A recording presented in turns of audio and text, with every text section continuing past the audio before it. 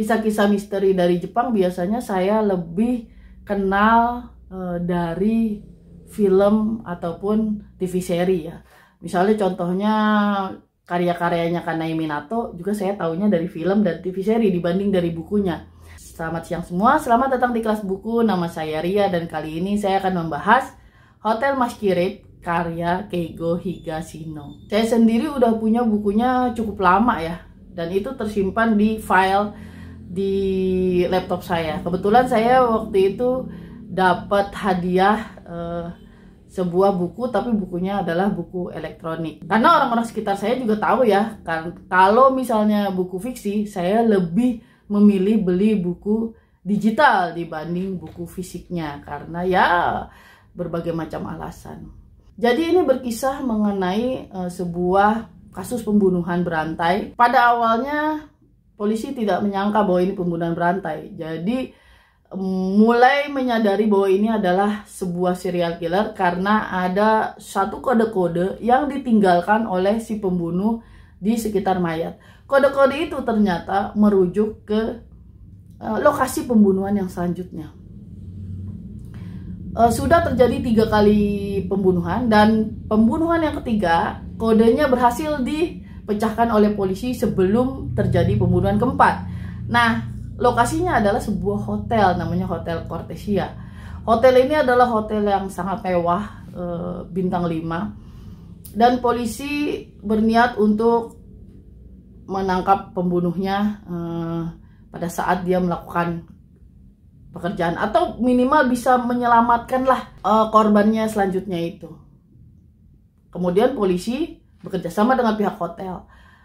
Ada beberapa petugas detektif yang ditugaskan untuk menyamar. Nah, kita akan fokus ke seorang detektif bernama Nita. Dia itu ditugaskan di front office bersama dengan seorang perempuan yang memang petugas di sana, yaitu Naomi. Nah, si Nita sama Naomi ini adalah 2 orang yang secara karakter tuh beda banget. Nita itu ya seperti dia seorang detektif yang sangat ingin menunjukkan gitu dirinya, ingin menangkap pelakunya, ingin membuktikan bahwa dia bisa gitu.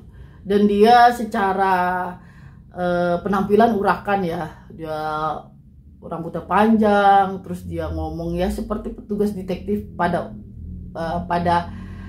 umumnya lah gitu. Nah, kemudian si Naomi ini sebagai petugas front office, dia sangat rapi, dia berusaha menampilkan bahwa dia adalah representasi dari hotel tersebut gitu. Dan itu yang kemudian bisa dibilang megangin saya, gimana 2 orang yang secara karakternya beda ini mereka saling mempengaruhi satu sama lain. Naomi itu dari awal udah kesal banget sama Nita yang terlalu kelihatan lah acak-acakannya, sementara Naomi juga sebel banget sama si Nita juga sebel banget sama Naomi yang terlalu kaku menurut dia. Ya pada akhirnya sih mereka bisa saling memahami dan bekerja sama ya. Yang menariknya di cerita ini, kenapa hubungan mereka berdua itu sangat sangat megangin saya, karena itu mengingatkan saya dengan sebuah buku yang lain yang judulnya The Hunter. Kalau The Hunter itu ceritanya tentang 2 detektif, yang satu dari pembunuhan dan yang satu lagi sebuah bagian dari kepolisian yang disebut katak. Jadi katak itu adalah para petugas kepolisian yang tugasnya itu melacak keberadaan penjahat dan dia melakukannya dengan secara cepat. Katak itu tidak memakai mobil tapi memakai motor. Jadi bayangkan itu motor kan lebih cepat jalannya tuh untuk melacak. Nah, yang si katak ini adalah seorang perempuan yang tidak suka sama laki-laki. Dan kemudian mereka berdua sama-sama bercerai ya. Jadi perempuan ini juga baru aja bercerai dari suaminya dan dia sebel sama laki-laki. Dan si laki-lakinya ini juga sama. Dia itu tidak suka dengan perempuan. Jadi pada awalnya kita akan selalu digrecokin dengan omongan-omongan mereka yang kalau perempuan pasti begini-begini nih. Nanti kalau yang nasi perempuannya juga kalau laki-laki begini-begini. Jadi mereka berdua itu disandingkan dan mereka berdua sama-sama tidak suka. pada akhir cerita mereka bisa menjadi partner yang sangat solid. Ini juga ceritanya sama, si Nita dengan Naomi awalnya itu sangat sulit sekali.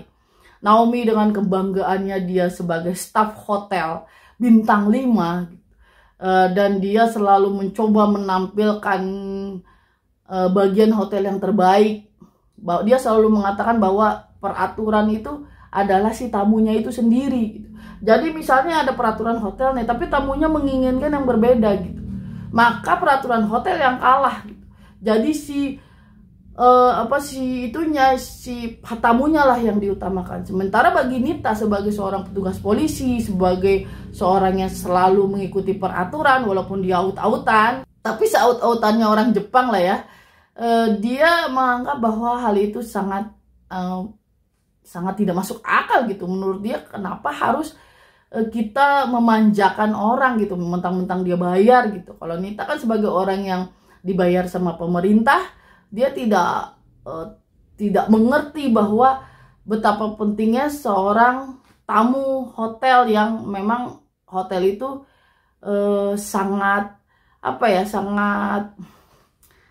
bersandar gitu secara ekonomi gitu, dengan nama baiknya hotel itu gitu. Dan di sini juga yang menariknya karena profesi sebagai seorang penyelenggara hotel itu menurut saya tuh menarik gitu. Berapa kali saya lah ke hotel menghadapi front office, bahkan terakhir saya di hotel itu sempat komplain tentang sesuatu, itu pun kepada front office, dan saya tidak pernah memikirkan sebagaimana sulitnya sih. Misalnya di sini ada, walaupun saya tidak komplain tentang hal itu ya, saya mah komplain mengenai kunci kamar saya yang selalu error gitu. Jadi setiap kali saya keluar dari hotelnya, setiap kali masuk selalu error. Terus saya datang ke front office nih, kunci saya error nih, terus diganti kunci yang baru, tapi error lagi gitu. Nah kalau ini kan misalnya menghadapi seorang tamu yang marah-marah karena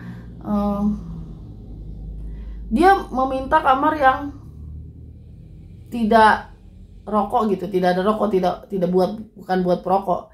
Tapi ketika dia masuk, dia mencium bau rokok dan dia marah-marah, dia minta pindah ke kamar lain gitu.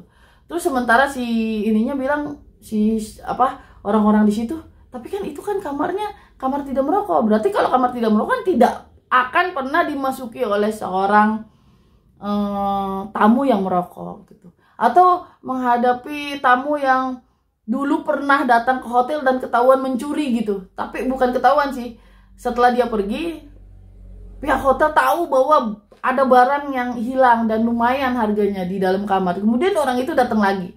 Sehingga gimana nih ngadepinnya kalau misalnya tiba-tiba dia hilang lagi barangnya gitu. Atau misalnya ada orang yang komplain, kok bentuknya nggak sama kayak di brosur gitu kan.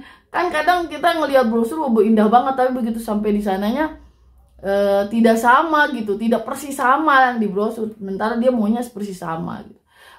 Saya juga kebayang juga si Nita sebagai seorang detektif polisi, dia menghadapi kasus yang lumayan rumit, tapi dia harus digrecokin dengan keadaan-keadaan seperti itu, dengan masalah-masalah yang ada di hotel gitu. Jadi menurut saya ini bukunya sangat menarik banget ya, dan sangat susah untuk diletakkan. Oke, sampai di sini pembahasan buku kali ini. Kalau ada yang salah, ada yang perlu diperdebatkan, silakan tulis saja di kolom komentar di bawah ya. Akhir kalam, assalamualaikum warahmatullahi wabarakatuh.